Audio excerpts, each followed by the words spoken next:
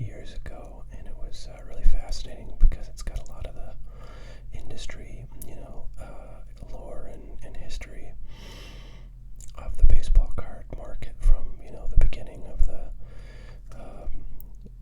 first sort of commercial baseball, on their own baseball cards in the 50s to modern times. And they talk a lot about Upper Deck and the crazy stuff that went on there. I won't go into all of that, but there is some interesting stuff.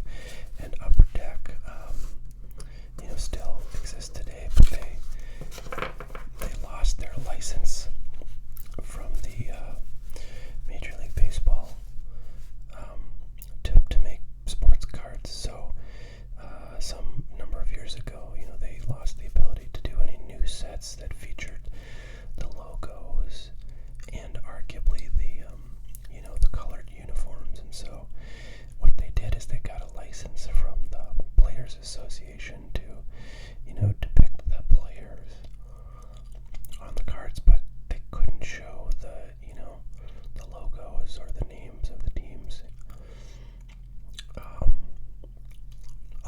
in any of the pictures.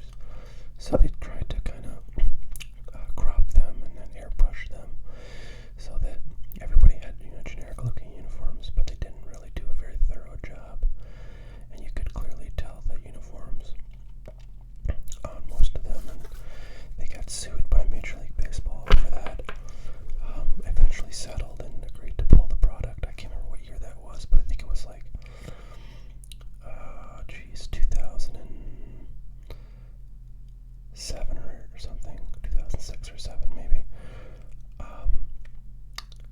And so